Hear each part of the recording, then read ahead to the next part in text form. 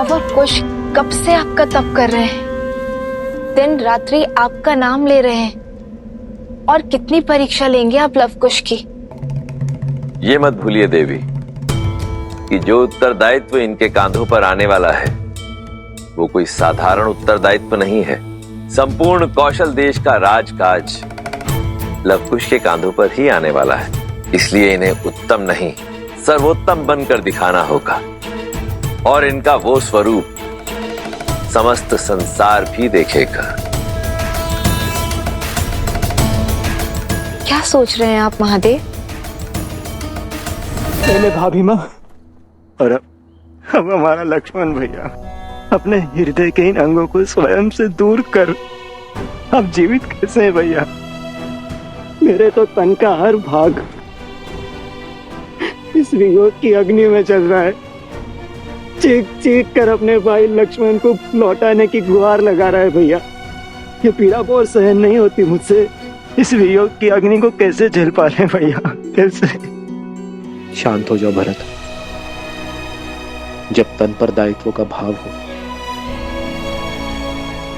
तो कंधे झुक नहीं पाते भरत। और अब तो तुम्हारे भी उत्तरदायित्व बढ़ गए हैं।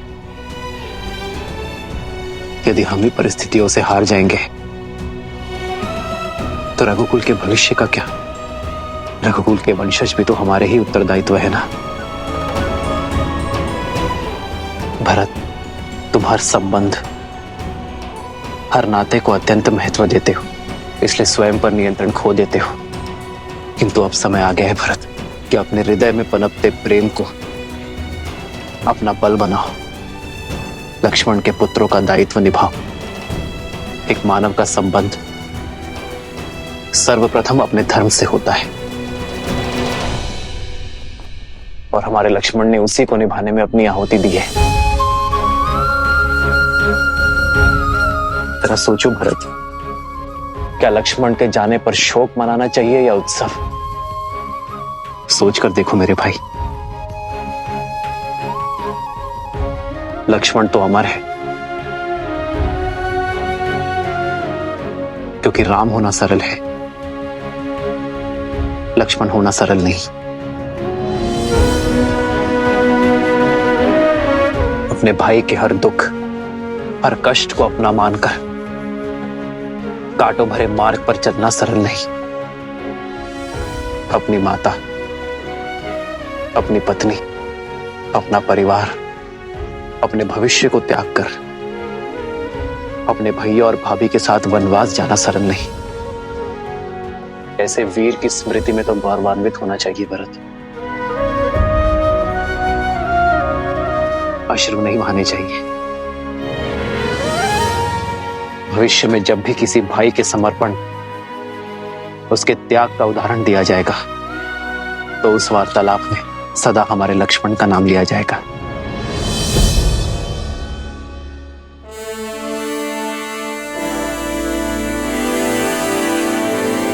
राजअनुज लक्ष्मण अमर रहे! राजअनुज लक्ष्मण अमर रहे! भरत, तुम उचित समय पर ही आए हो। आओ, लक्ष्मण की प्रतिमा की स्थापना करो।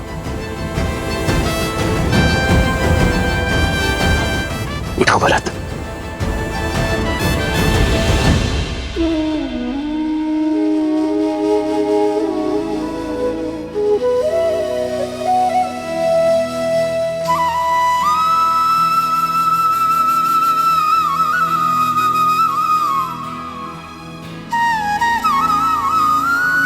आओ भरत। आदर्श और मर्यादा की है ये कथा महापावनम। काट मद श्री से मिला दे श्रीमद् रामायणम। श्रीमद् रामायणम। श्रीमद् रामायणम।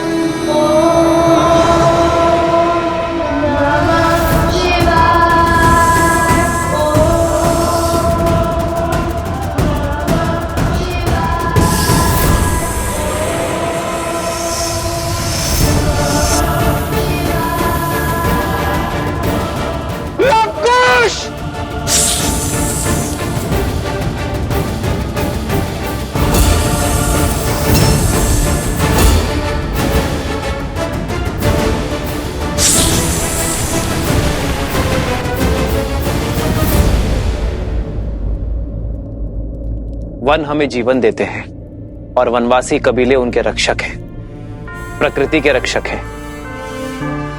इसलिए उनका उत्थान, उनका विकास हमारा लक्ष्य होना चाहिए।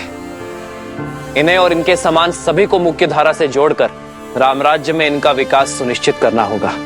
इनके लिए विद्यालय स्थापित करने होंगे।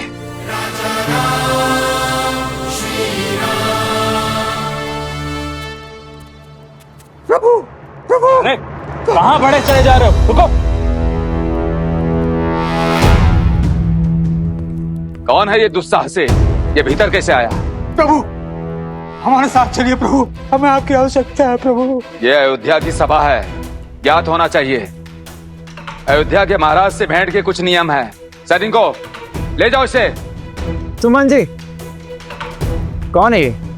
समस्या क्या है इनकी? आर्य सुमंत,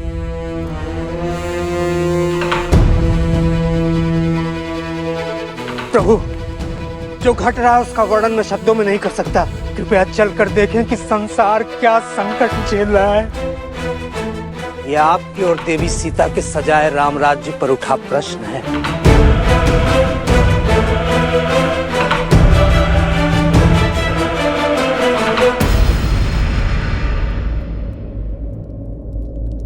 तुम्हारे वचनों के भाव तुम्हारे सत्य को दर्शाते हैं भद्र। श्री रामचंद्र कृपालु भजु मन हरण भव भय दारुणम नव कंज लोचन कंज मुख कर कंज पद कंजारुणम। श्री राम राम राम श्री राम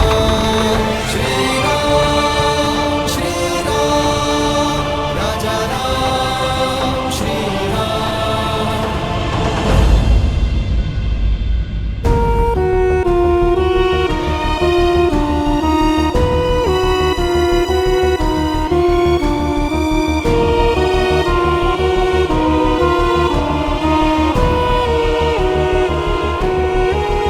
कौन है ये सब? ये अयोध्या के तो नहीं लगते। नहीं प्रभु, हम पुरुषपुर और कुभा से आए हुए शरणार्थी हैं। अयोध्यापति से शरण की भिक्षा मांगने आए। हमारे परिवार को यहाँ बसने की अनुमति दीजिए प्रभु। आर्य सुमंत जी महाराज। बालकों और वृद्धों को भोजन करवाइए, इनके रहने की व्यवस्था करवाइए और घायलों का शीघ्र अतिशीघ्र उपचार करवाइए। सैनिकों, आओ सहायता करो।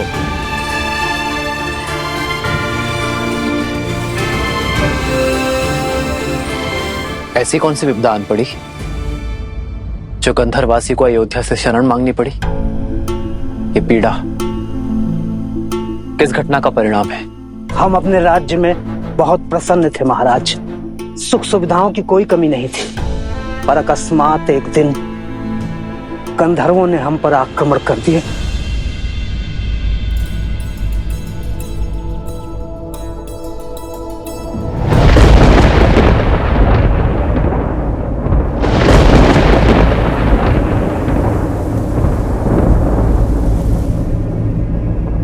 ये वातावरण अचानक इतना भयंकर क्यों होता है?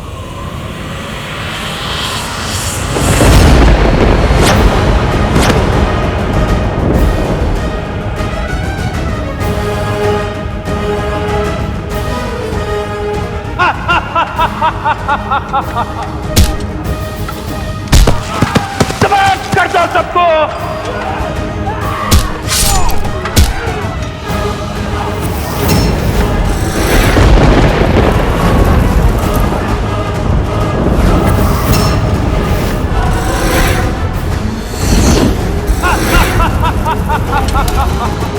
आपने जानने का प्रयास किया कि गंधर्वों ने यह आक्रमण क्यों किया? वो बाकी गंधर्वों से भिन्न है महाराज। उनका राजा गंधर्व वृश्क अपने समान किसी को नहीं मानता। वो केवल बल पर विश्वास करता है, न धर्म न अनुशासन। उसके बल ने उसकी प्रवृत्ति मलिन कर दी है। इसी कारण उसे और उसके साथियों को बाकी गंधर्वों ने त्याग दिया है। वो कहते हैं, हम बलशाली हैं, जो चाहिए हाथ बढ़ा के छीन लेंगे। हमने पूछा कि हमसे क्या शत्रुता है, तो उन्होंने हमें प्रकृति का नियम समझा दिया। प्रकृति का नियम है कि दुर्बल सदा सबल के आगे विवश रहता है। तुम दुर्बल हो तभी शीश झुकाने के लिए जन्मे हो। हम शीश उठा के जीने के लिए जन्मे हैं क्योंकि हम बलशाली हैं। अगर बल है तो प्रदर्शन भी होगा।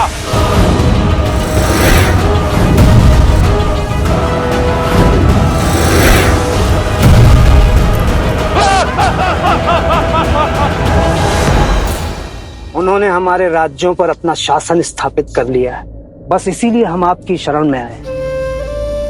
निर्बलों के बल, असहायों का सहारा, हमारे संकट का निवारण केवल आप हैं। आप। महाराज, आज्ञा हो तो एक सैनिक दल भेज दे वहां। नहीं भरत, ये समस्या उससे अधिक गंभीर है। ये बल का युद्ध नहीं, सोच का युद्ध है, और इसे हमें शीघ्र अतिशीघ्र रोकना होगा भरत। बल से सब कुछ अपना बना लेने की यह सोच विष के समान होती है, जो एक पीढ़ी से दूसरे पीढ़ी में अवश्य जाती है, विवेक को दूषित करती है, और जहां जहां धर्म की हानि होगी उसके विरुद्ध में खड़े होना राम और रघुवंश का परम धर्म है। आप निश्चिंत रहिए, मैं और भरत स्वयं जाएंगे। उन गंधर्वों की प्रताड़ना से आपके क्षेत्र को मुक्ति दिलाएंगे।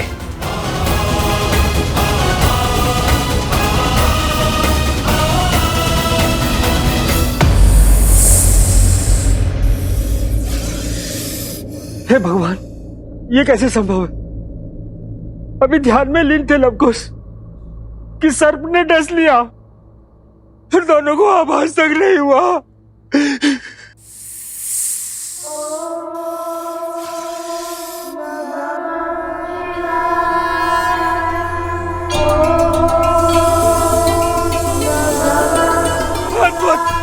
अद्भुत! लवकुश जीवित है, जीवित है लवकुश। जेहि पर कृपा करहि जग जानी, कवि उरहन न चावहि हानि। देव शिशु जन विधाति सूरा, जानकी सुत रूप लव कुश बोला। जानकी सुत रूप लव कुश बोला।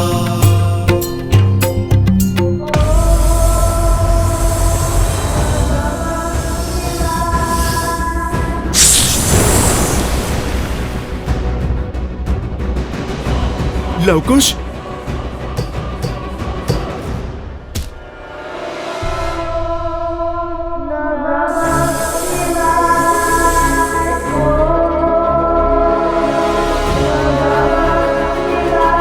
हर हर महादेव।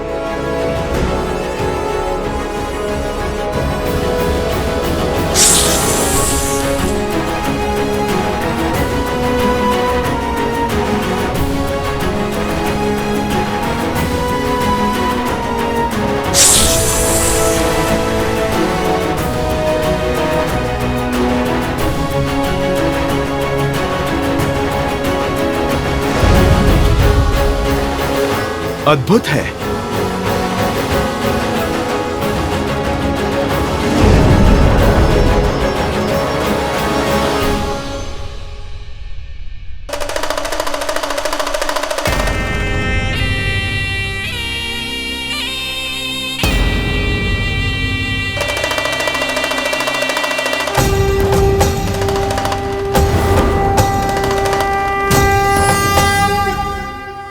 हे महादेव, ये तो स्वयं साक्षात नागराज वासुकी हैं।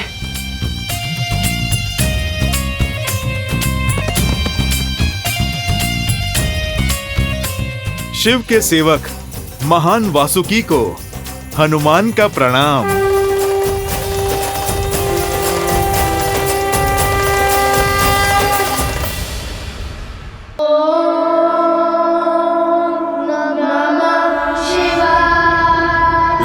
खुश, आंखें खोलो।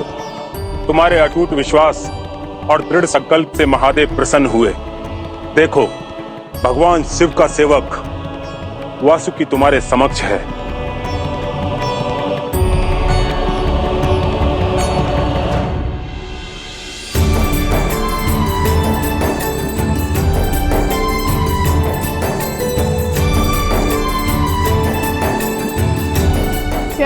राम नागराज वासुकी।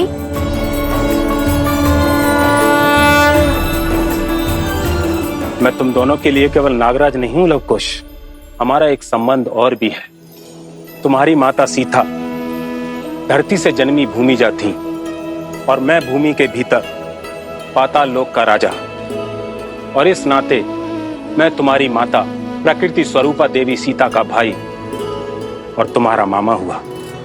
मामा श्री।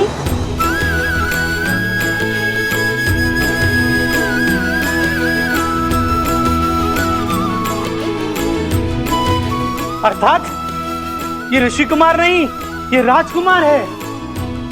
अयोध्या नरेश श्री रामचंद्र के पुत्र है, लवकुश।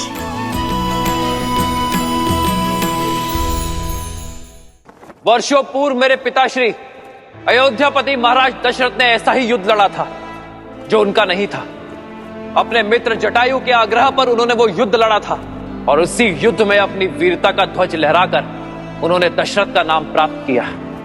आज भी हमारे समक्ष ऐसी ही परिस्थिति बन चुकी है और धर्म की रक्षा और पाप का अंत तो रघुवंश का कर्तव्य है। हम पराजय से भयभीत होकर अपने धर्म से विमुख नहीं हो सकते, अपने कर्तव्य से मुख नहीं मोड़ सकते। हम स्वयं को उनके दुखों से भिन्न नहीं कर सकते। जब जब इस संसार में मानवता आहत होती है, धर्म पर प्रहार होता है, तब तब हम अपने प्राणों की शक्ति से संसार और मानवता की रक्षा करते हैं। क्योंकि स्वयं के लिए तो केवल पशु जीते हैं, किंतु एक मानव तो संसार के लिए जीता है और संसार के लिए ही मरता है।